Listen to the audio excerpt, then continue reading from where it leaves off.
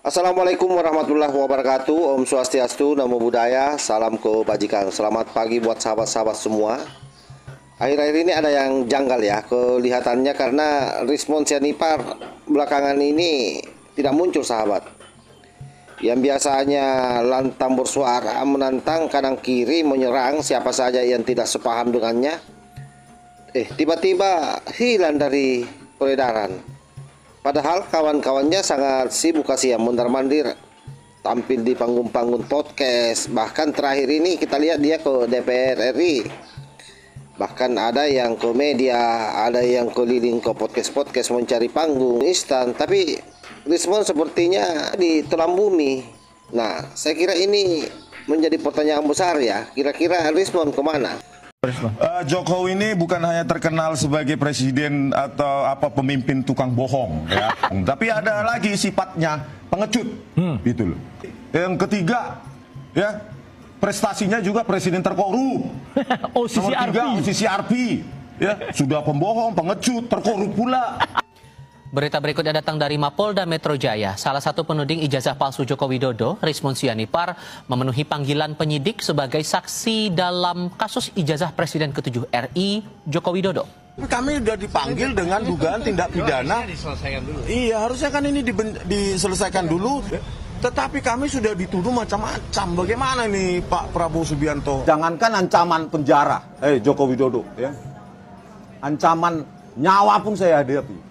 Jokowi bisa berbohong kepada pendukungnya karena cinta buta atau segala macam. Tetapi Jokowi tidak bisa menipu teknologi. Kalau ada di persidangan nanti karena kepercayaan terhadap laboratorium forensik Polri ini sangat minim karena terbukti di kasus Jessica memanipulasi barang bukti digital, video CCTV itu, ya, Tito Karnavian, Krisnamurti, Muhammad Noah Lazar dan Christopher, maka kita minta juga di laboratorium forensik yang ada di luar negeri karena kepercayaan kita terhadap polisi ini sudah sangat minim dan terbukti menjadi kepolisian terburuk se-Asia Tenggara. Mungkin sekarang sudah sedunia. 10 tahun dipimpin oleh Joko Widodo itu sudah kita jadi generasi pengecut, generasi penjilat. Maka saatnya sekarang kita menjadi generasi sesuai yang diharapkan oleh para pahlawan. Pak, bayangkan Pak, Bapak nggak mendidih darahnya.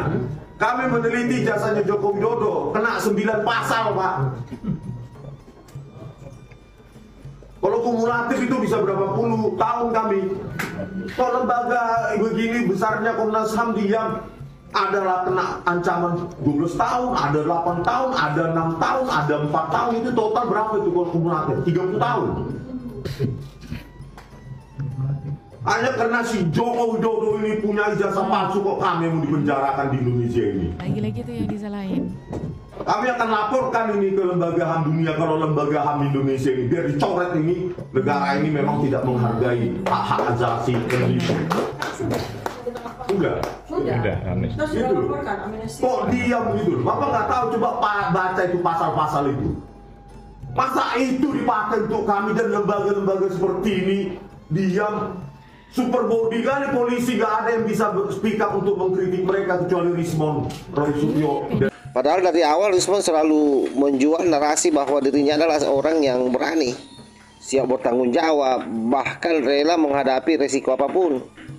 Katanya ini demi membela kebenaran. Tapi kini ketika sorotan publik makin tajam, ketika aparat mulai serius jejak fitnah dan kebohongannya, justru suaranya menghilang. Saya kira ini sangat ironis, sahabat ya.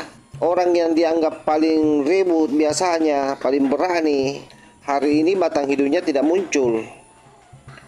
Inilah yang membuat saya kira publik akan bertanya-tanya, apakah Risma memang benar siap menghadapi konsekuensi atau sejak awal hanya pandai memainkan drama untuk menciptakan sensasi lalu setelah itu kabur.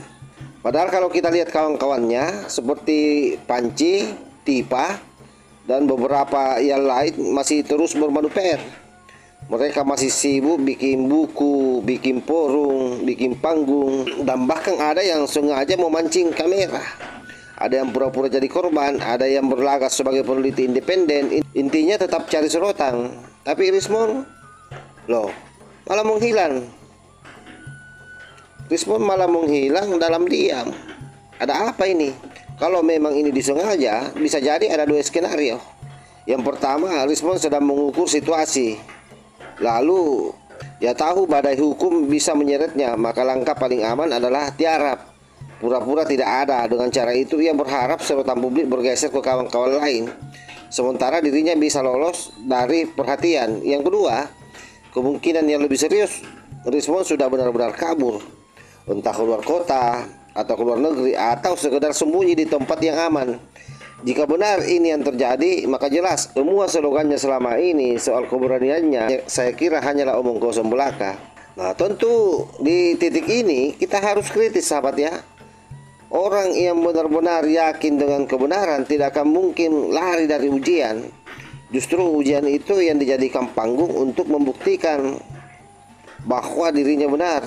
Tapi orang yang sejak awal membangun kebohongan, ketika berhadapan dengan realita hukum, biasanya panik dan jalan pintasnya adalah kabur. Dan mungkin Rismond dalam posisi ini. Sehingga kalau memang Rismond kabur, saya kira ini bukan hanya soal dirinya pribadi. Ini juga meninggalkan beban besar kepada kawan-kawannya. Karena apa? Ya, semua masih bermanuver sampai hari ini. Dan kasihan karena sampai hari ini juga mereka masih selalu menyebut nama Rismond sebagai seorang pakar, peneliti atau ahli. Nah, kalau dia kabur, otomatis seluruh bangunan narasi mereka runtuh dari dalam. Kasihan sekali Rismond Sianipar. Dan yang lebih berbahaya lagi, jika benar-benar kabur, berarti Rismond sedang bermain api dengan hukum.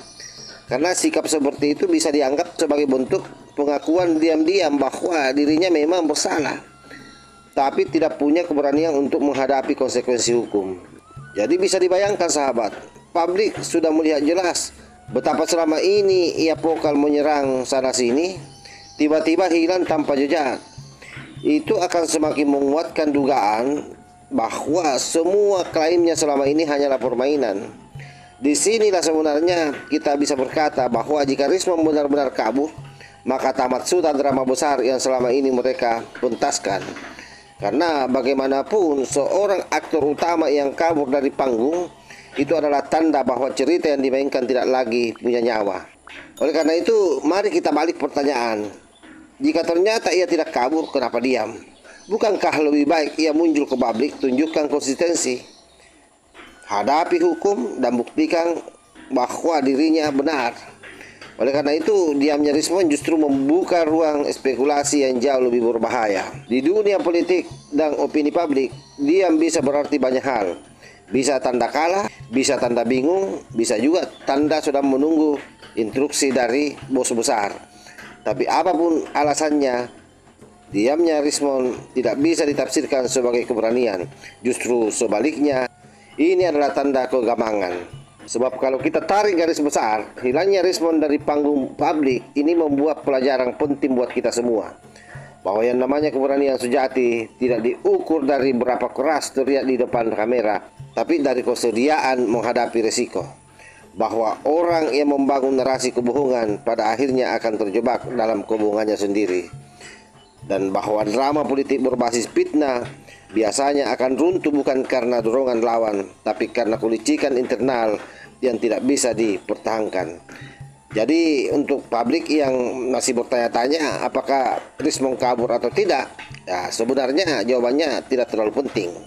Karena dalam hilangnya ia dari ruang publik, kita sudah bisa membaca tanda-tanda. Kalau dia muncul lagi, ya dia harus menjelaskan kemana saja selama ini. Kalau dia tidak muncul lagi, maka itu konfirmasi bahwa semua retorikanya hanyalah topeng dalam dua skenario itu. Publik tetap menang karena kebenaran akhirnya akan menyingkap wajah aslinya. Maka dari itu kita bisa menyimpulkan bahwa sikap diam atau hilangnya Rismond ini justru memperkuat analisis bahwa memang gerakan mereka sudah masuk ke fase panik. Ketika satu persatu sudah mulai goyah, narasi besar yang selama ini mereka bangun dengan fitnah akan hancur dengan sendirinya. Oleh karena itu, jika benar Rismond kabur betul, maka kata-kata siap bertanggung jawab yang selama ini selalu dia lontarkan ke publik tidak lebih dari sekedar retorika kosong. Inilah ironi terbesar.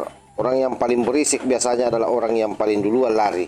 Dan jika benar Rismond kabur, maka sejarah akan mencatatnya bukan sebagai pejuang kebenaran, melainkan sebagai contoh nyata singa podium tapi tikus ketika berhadapan dengan kenyataan. Wallahul muwaffiq ila aqwamit thoriq. Wassalamualaikum warahmatullahi wabarakatuh.